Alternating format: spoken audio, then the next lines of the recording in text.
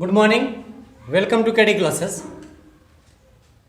देखिए आज हम लोग क्लास 11 में केमिस्ट्री पढ़ेंगे और केमिस्ट्री में तीसरा चैप्टर है classification of element and periodicity of in property. In property यानी तत्वों का वर्गीकरण, यानी तत्वों का जो होता है, जो तत्व होते हैं, एलिमेंट होते हैं, उसका वर्गीकरण के बारे में पढ़ेंगे। और आपके गुणों के आधार पर वो आवर्तिता, यानी गुणों के आधार पर उसकी आवर्तिता क्या होती है, आवर्तिता को बारे में जानेंगे। आवर्तिता क्या होता है वो हम जो क्लासिफिकेशन बताएंगे उसी में आपको डिफाइन होगा व्हाट इज द पीरियोडिसिटी।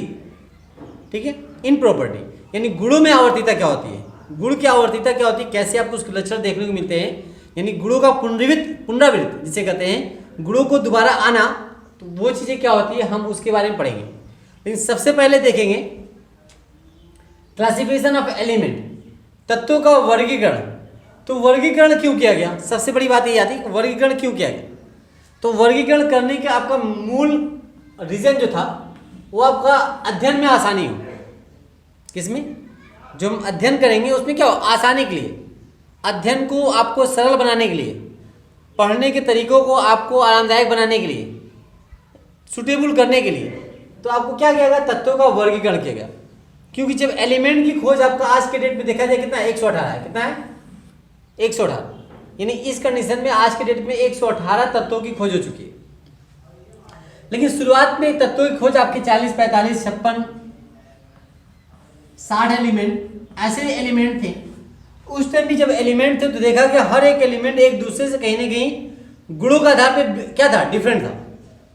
यानी जो एलिमेंट उस टाइम खोजे गए थे, उस टाइम आपको प्राप्त हुए थे, मिले थे, उसकी प्रॉपर्टी जो थी, उसके गुण जो था वह एक से दूसरे से क्या थी, डिफरेंट था, भिन्नता थी। लेकिन सभी एलिमेंट की गुणों में भिन्नता नहीं थी, कहीं ना कहीं कुछ एलिमेंट दूसरे एलिमेंट से कुछ सिमिलरिटी, कुछ आप एक दूसरे समानता भी प्रकट हो रही थी। तो जो समानताएं हैं, जो असमानताएं हैं, उसी को ध्यान में रखते हुए अध्ययन को सुविधा को आसानी करने के लिए तत्वों का वर्गीकरण करना आवश्यक रह गया। तो इस चैप्टर में तत्वों का वर्गीकरण करने के कौन कौन रूल है, किस किस वैज्ञानिक ने, किस किस साइंटिस्ट ने तत्वों का वर्गीकरण किया, वर्गीकरण हम पढ़ेंगे।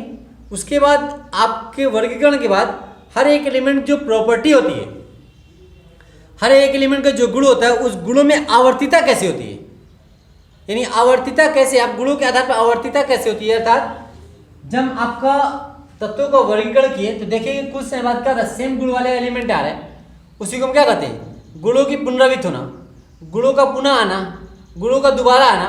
तो गुणों के दोबारा आने पे क्या हो रहा है, उसको एक साथ रखने का प्रयास किया गया, उसको हम क्या कहते हैं, आवर्तिता कहते हैं। बताएंगे और अच्छे से जब उसमें हम डिस्कस करेंगे। तो वर्गीकरण करने का आपका श्रेय जो जाता है, लगभग आपके 6 वैज्ञानिक किताब में दिए हैं, किसी किसी किताब में 7 दिए हैं। तो 7 लोगों ने, यानी देखा जाए तो 6 वैज्ञानिक की हम बात किया जाए तो 6 वैज्ञानिक ने क्या किया, तत्वों का वर्गीकरण करने का काम किया। 6 वैज्ञानिक कौन कौन ने, आपका प्राउड ने, डॉबे राइनर ने, न्यूलैंड ने, ड्यूमा ने, लोथर मेयर ने और मेंडलीफ ने। जिसमें मेंडलीफ सबसे इंपॉर्टेंट आपके साइंटिस्ट हैं, जो तत्वों को वर्गीकरण करने में बहुत इंपॉर्टेंट रोल है। तो देखिए पहले ऐसा नहीं कि आपका सबसे पहले प्राउड ने शुरू किया था वर्गीकरण। प्राउड से पहले वैज्ञानिक लोगों ने क्या किया, वहां के निवासियों ने सबसे पहले तत्वों के गुण के आधार पे हमने क्या किया, नॉन मेटल मेटल में बांटा। यानी सबसे पहले जो वर्गीकरण किया गया वह धातु के गुणों के आधार पे। धातु गुण क्या था आपका, देखा जाए एक फिजिकल प्रॉपर्टी, यानी भौतिक गुण के आधार पे हम सबसे पहले डिवाइड करते हैं कि धातु आपका है और अधातु है। कौन, एलिमेंट। यानी जो एलिमेंट होता है, एलिमेंट जो भी थे उस टाइम आपके 56, 40, 45 जो भी था उस टाइम, किसी किताब में 56 देता है या 60 देता है। उस एलिमेंट को सबसे पहले क्या किया गया, मेटल और नॉन मेटल में बांटा गया। किसमें बांटा गया, मेटल में एंड नॉन मेटल में। सबसे पहले वर्गीकरण करने का काम, विभाजन करने का काम, डिवाइड करने का काम, ठीक है, बांटने का काम किसमें किया गया, एलिमेंटों को धातु और अधातुओं में। जैसे कठोर होता है, कठोर नहीं होता, मुलायम होता है। पिटने से आवाज आती है, पिटने से आवाज नहीं आती है। चमक होती है, चमक नहीं होती है। विद्युत का चालक होता है, विद्युत का कुछ अलग होता है। यानी फिजिकल बेस पे, भौतिक आधार पे, उसमें जो हमें देखने को मिला उस आधार पे लोगों ने क्या किया, इसे धातु और अधातु नाम दिया। धातु और धातु, धातु अधातु क्या होगा आपने पिछले कक्षा में पढ़ चुके हैं। व्हाट इज द धातु अधातु क्या होता है उसको डीपली नहीं पढ़ना। तो सबसे पहले क्या किया, धातु अधातु में बांटा गया। लेकिन देखा गया कुछ ऐसे भी एलिमेंट आ गए, ऐसे भी एलिमेंट आए जो धातु और अधातु दोनों के गुण अपने आप में समाई थी, दोनों की प्रॉपर्टी उसमें उपलब्ध थी। तो ऐसे एलिमेंट को क्या कहा गया, उपधातु। क्या कहा गया, उपधातु। जिसे मेटोलाइट के नाम से जानते हैं। किस नाम से, मेटेलॉइड्स के नाम से जाना जाता है, मेटेलॉइड्स के नाम से जाना जाता है, राइट, याद रखिएगा। ये होता है, ये आपका उपधातु उपधातु बांटा गया। लेकिन ये वर्गीकरण आपका जब उपधातु आया, धातु अधातु में तो बांटा गया, लेकिन जब उपधातु की खोज हुआ तो ये वर्गीकरण क्या हुआ, उस टाइम थोड़ा सा आपका डिसबैलेंस हो गया, अमान्य हुआ। क्यों, सिर्फ क्या बांटा गया था, धातु अधातु में बांटा गया था, वहां उपधातुओं का नाम नहीं था। बाद में कुछ ऐसे एलिमेंट देखे कि जिसमें धातु के साथ साथ अधातु के भी कैरेक्टर थे, तो इसीलिए उसको क्या कहा गया, उपधातु कहा गया। जो आज हमने पढ़ाया है, लगभग 8 ऐसे एलिमेंट हैं जो उपधातु की कैटेगरी में आते हैं। ठीक है, आर्सेनिक वगैरह जो है ये सब, बिस्मथ, आर्सेनिक, ये सब क्या है, उपधातु में आते हैं। बराबर, ये हुआ। उसके बाद दूसरा क्या था, प्राउड हाइपोथेसिस, यानी प्राउड की परिकल्पना। इसकी प्राउड एक वैज्ञानिक थे, प्राउड, यानी सबसे हमने बताया था प्राउड ने सबसे पहले आपका डिवाइड किया था क्लासिफिकेशन। प्राउड के बाद क्या था, डॉवेराइनर, इन्होंने बांटा था। डॉवेराइनर बाद आपके न्यूलैंड ने, इन्होंने डिवाइड किया था। फिर ड्यूमा ने, इन्होंने डिवाइड किया था। फिर आपका लॉथर मेयर, इन्होंने डिवाइड किया था। फिर आपका मेंडलीफ ने, इन्होंने आपका वर्गीकरण करने का काम किया था। प्राउड ने जो आपका तत्वों का वर्गीकरण किया था, ये आपका 1815 में, किसमें, 1815 में सबसे पहले प्राउड ने तत्वों का विभाजन करने का काम किया, वर्गीकृत करने का काम किया था। एक एक हम बताएंगे। डॉवेराइनर ने जो आपका विभाजन करने का काम किया था, इसने 1829 में, याद रखिएगा, 1829 में इन्होंने तत्वों का वर्गीकरण करने का कार्य किया था। न्यूलैंड की बात करें, न्यूलैंड ने आपका 1863 में, कब ने, 1863 में इन्होंने तत्वों का वर्गीकरण करने का काम किया था। ड्यूमा होमोलोगस, यानी ड्यूमा का सजाती श्रेणी, इसका जो वर्गीकरण था ये आपका 1853 में था। कब था, 1853 में था।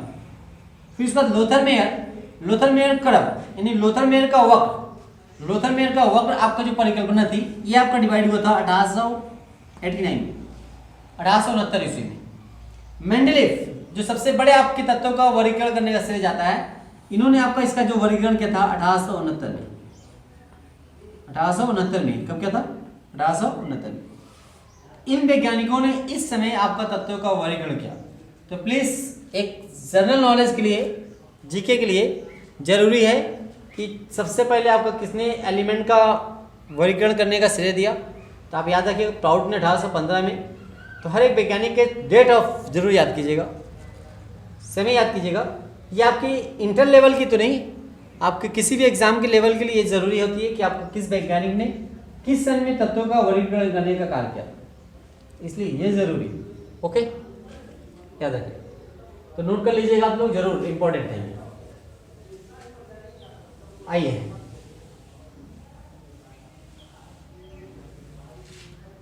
उसके बाद हम देखते हैं पहले प्राउड परिकल्पना।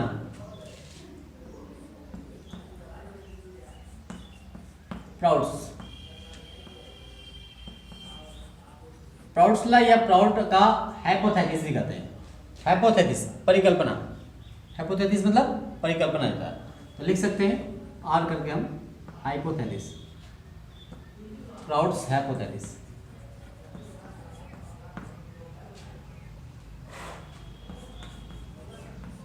Hypothesis, right. इन्होंने क्या बताया, प्राउड ने सबसे पहले बताया कि आप जितने एलिमेंट होते हैं वह हाइड्रोजन परमाणु के सरल गुणक के रूप में होते हैं।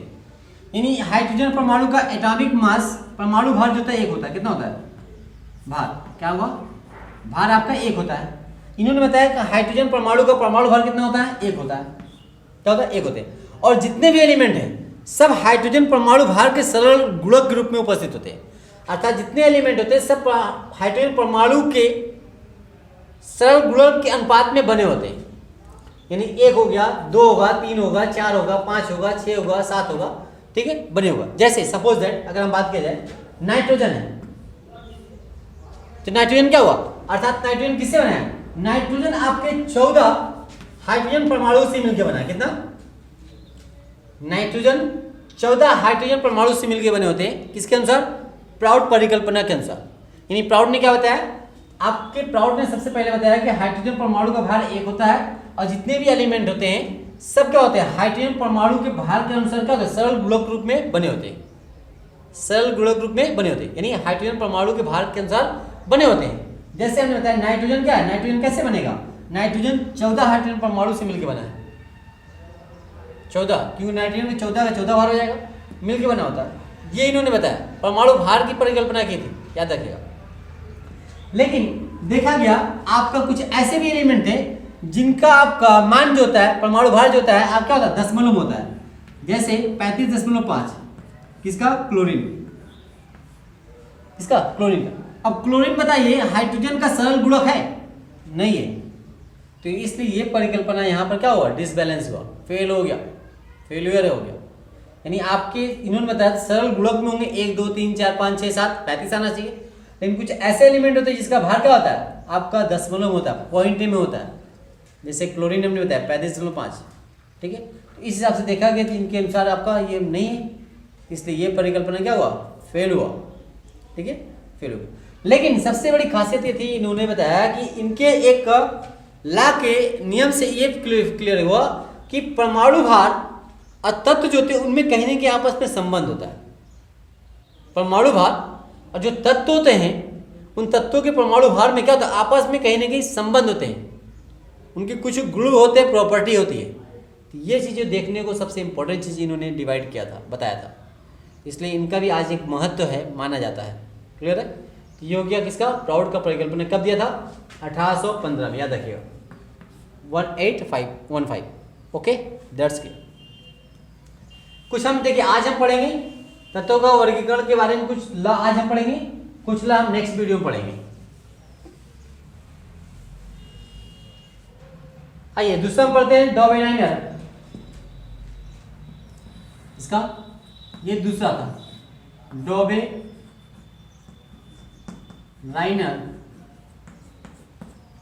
क्या होता है, Dobereiner law of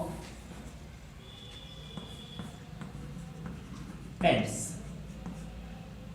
डॉबेराइनर law of triads. क्या कहते हैं हम डॉबेराइनर लॉ ऑफ थ्रेड्स को, त्रिक का नियम भी कहते हैं। क्या कहते हैं, त्रिक लॉ। कौन सा लॉ, थ्रेड्स मतलब होता है त्रिक, याद रखिए, त्रिक, त्रिक कहिए आपका, थ्री कहिए, जो भी कहिए। जैसे फॉर एग्जांपल इन्होंने बताया लिथियम,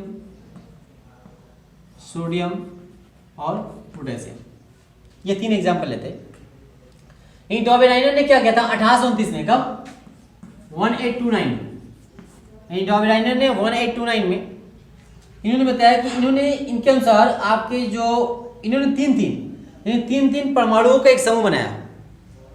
डॉबेराइनर ने क्या किया, 3 परमाणुओं का एक समूह बनाया। 3 परमाणु को समूह को हम क्या कहते हैं, 3 का समूह, इसीलिए क्या कहते हैं, त्रिक लॉ कहते हैं। त्रिक लॉ क्या कहते हैं, थ्रेड्स लॉ।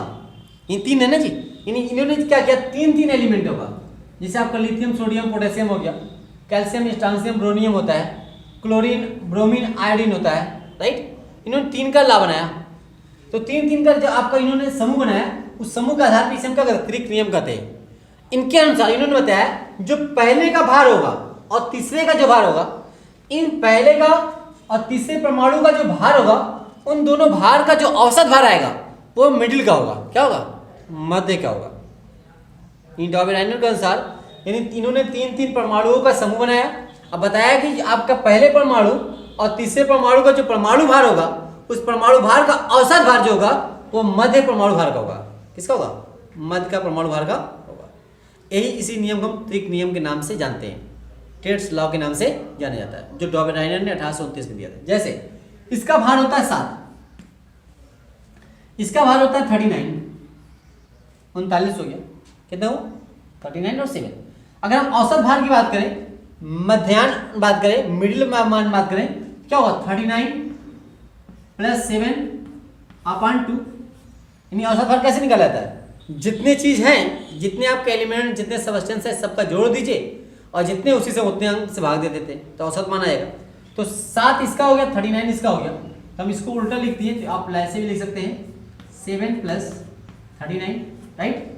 तो कितने एलिमेंट के हम 2 को निकाल लें, इसलिए यहाँ बटे 2 किए।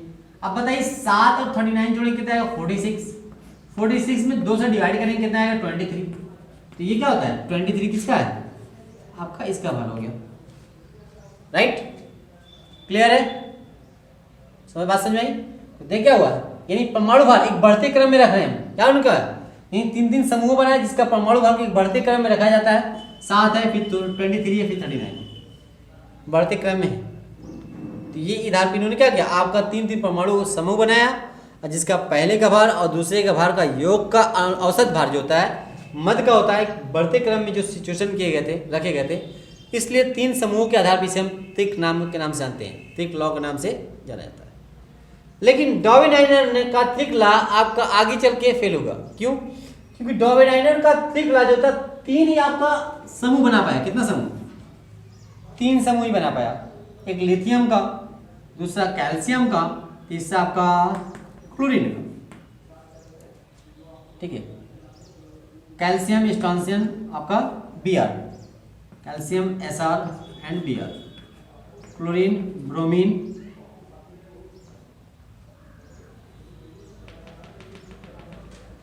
एंड क्या था आयोडीन, ब्रोमीन ब्रोमीन ब्रोमीन, ठीक है। हाँ, कैल्शियम स्ट्रॉन्शियम आपका ये था और आपका क्लोरीन ब्रोमीन आयोडीन ये थी आपकी, ये 3 नियम इन्होंने बनाया था। क्लियर है, हो गया, ओके क्लियर है। तो आपका क्या हुआ, कैल्शियम ग्रुप था और आपका एक बता क्लोरीन ग्रुप, इनमें त्रिक नियम देगा। 3 के बाद ये क्या हुआ, ये लॉ फेल हो गया, यानी कैल्शियम के आगे हम चलेंगे तो ये लॉ आपका क्या हुआ काम, सॉरी 3 के बाद आपका दूसरा आपका इन्होंने त्रिक नियम नहीं बना पाया, जब त्रिक नियम नहीं बना पाया इसलिए आपका लॉ भी क्या हुआ, ये आपका फेल हुआ। ओके, डॉवेडाइनर का याद रखिएगा। आइए डॉवेडाइनर के बाद चलते हैं हम न्यूलैंड का औसत नियम, इसका न्यूलैंड्स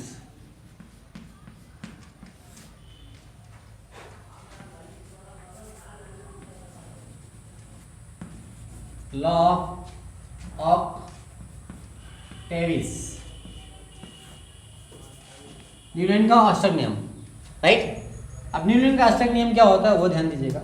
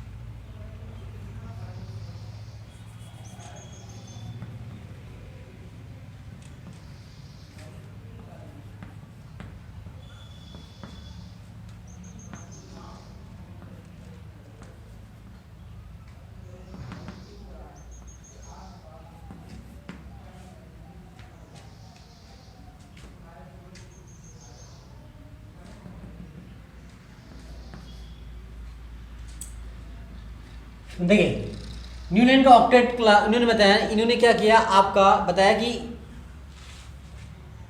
साथ साथ इन्होंने क्या किया आपके साथ साथ एलिमेंटों का एक समूह बनाया, यानी साथ साथ एलिमेंटों को समूह बनाया और साथ साथ एलिमेंटों को समूह बनाने के बाद 8वां जो एलिमेंट था वो क्यों क्या किया था आपका पहले एलिमेंट के नीचे रखते हैं। इन्होंने क्या किया जब हम परमाणु भार के बढ़ते क्रम में किसके न्यूलैंड के ऑक्टेट लॉ के अनुसार न्यूलैंड ने बताया 1800 कब बताया गया था, बताया था 1863 में। न्यूलैंड के अनुसार इन्होंने बताया जब परमाणु भार के तत्वों को परमाणु भार के बढ़ते क्रम में रखते हैं तो हर 7वां एलिमेंट के बाद, याद रखिएगा, हर 7वां एलिमेंट के बाद 8वां एलिमेंट क्या होता है, आपका पहले एलिमेंट के समान गुण प्रदर्शित करता है। ध्यान दीजिएगा, न्यूलैंड ने बताया जब परमाणु भार के बढ़ते क्रम में तत्वों को जब रखते हैं तो हर 8वां एलिमेंट अब क्या होता है, पहले एलिमेंट के समान गुण प्रदर्शित करता है। जिस प्रकार संगीत के सुरों के 7 सुर के बाद 8वां सुर क्या होता है, फिर पहला सुर लगता है, उसी प्रकार से इनको क्या हुआ, इन्होंने बताया कि हर 7वें एलिमेंट के बाद पहला एलिमेंट आता है। पहला एलिमेंट क्या होता है, आपके गुणों के समान प्रदर्शित करता है, इसीलिए इसका नाम ऑक्टेट लॉ रखा गया। यानी हर 8वें एलिमेंट की गुणों की क्या होती है, पुनरावृत्ति होती है। ध्यान दीजिएगा, हर 8वें एलिमेंट की गुणों की पुनरावृत्ति होती है। जिस प्रकार संगीत सुरों में 7 के बाद 8वां एलिमेंट फिर से पुनः आपका वही सुर आता है, उसी प्रकार से इनका लॉ था, इसलिए इसके लॉ का नाम ऑक्टेविस लॉ रखा गया। ऑक्टेविस लॉ रखा गया, ऑक्टेट लॉ रखा गया, अष्टक रखा गया। जैसे संगीत के सुर की हम बात करें, सा रे गा मा पा धा नी, ठीक है, भारत में संगीत नहीं आती है, लेकिन जो संगीत गाते हैं, जब संगीत सिखाया जाता है तो इसमें सबसे पहले यही सिखाया जाता है शायद, तो सा रे गा मा पा धा नी, फिर क्या होता है सा रे गा मा पा धा नी सा, जो भी होता है इसका उतार चढ़ाव मुझे नहीं पता। तो क्या हो रहा है, नी के बाद फिर से क्या जा रहा है, सा आ रहा, यानी क्या हुआ, 1 2 3 4 5 6 7, तो 7 बाद फिर क्या हुआ, जब 8वां हम शुरुआत करेंगे, 8वां के फिर क्या होगा, सा की शुरुआत होगी, राइट। सा रे गा मा पा धा नी, नी की बात क्या होता है, सा यूज करते हैं ना जी। या इसकी बात करें, रा से जब करेंगे तो रा गा मा पा धा नी सा रे, फिर आया, जहां से लेंगे हर 7 के बाद 8वां एलिमेंट क्या होगा, अपने आप को पुनः प्रदर्शित करेगा, अपने आप को पुनः प्रदर्शित करेगा, किसमें, गुणों के आधार पे। इसी प्रकार इन्होंने क्या किया, जब तत्वों को रखा, क्या रखा, तत्वों को रखा 7 9 11 12 14 16 19, क्या ये क्या है, परमाणु भार। लिथियम का परमाणु भार 7, इसका 9 11 12 14 16 19। यहाँ पर सोडियम का परमाणु भार आपका 23, इसका 24, इसका आपका 27, इसका कितना होता है आपका 28। सिलिकॉन यानी sodium magnesium aluminium silicon, phosphorus का 31, सल्फर का आपका 32, कैल्शियम का 35.5, जो भी 35 मान लीजिए, वैसे 35.5 होता है, 35 मानिए, इसका 39। क्या कर रहा है, देखिए लिथियम हमने कहा जब परमाणु भार बढ़ते क्रम में रख रहे हैं, 7 बाद 9 11 आया, 12 आया, 14 आया, 19 आया, यानी lithium helium boron carbon nitrogen oxygen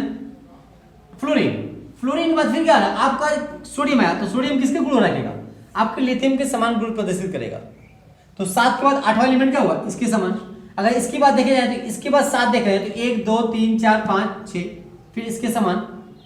इससे देखेंगे तो 1 2 3 4 5 6 7 8, तो हर 7 के बाद 8वां क्या होगा, अपने जैसे गुणों का प्रदर्शित करेगा, राइट। तो 7वें के बाद हर 8वां एलिमेंट पहले जैसे गुणों का प्रदर्शन करेगा। इसी को क्या कहते हैं, आपके संगीत सुरों पे इन्होंने आपका पिरोया है, इसीलिए संगीत सुरों के आधार पे क्या हुआ, सुर लाभी के नाम से जानते हैं हम, ठीक है। सुर के लाभी है क्या, संगीत लॉ के नाम से भी जाना जाता है। तो सारे गामा पाद पे आधारित है, ये आपका ऑक्टेट नियम लागू है। लेकिन ये नियम आपका कैल्शियम के बाद फॉलो नहीं कर पाया, इसके बाद कैल्शियम के बाद फॉलो नहीं कर पाया, इसलिए ऑक्टेट लॉ भी क्या हुआ, आपका डिसबैलेंस हो गया। ओके, ये हो गया न्यूलैंड अष्टक नियम। बाकी आपके नेक्स्ट वीडियो में बताते हैं, तब के लिए thank you, see you again. चलिए हो गया, आप नोट कर लीजिएगा। देखिए एक जगह यहाँ गलत हो गया, आई थिंक ये आपका बेरियम नहीं बेरिलियम होगा, बी होता है, इसको आप सही कर लीजिएगा, बी रहेगा, यानी लिथियम बेरियम बोरान, ठीक है। बेरियम बेरिलियम होता है, क्या होता है, बेरिलियम, याद रखिए, लिथियम बेरिलियम बी रहेगा। वहाँ यूज आपका बी ए गलत हो गया था, ये सही कर लीजिएगा, थोड़ा सा कन्फ्यूज हो गया था, ये आप मेंशन कर लीजिएगा। तो ये चीज़ होता है, ओके। और ये क्या होता है, हाँ नोट कर लीजिए आप, ये चीज़ हो गया।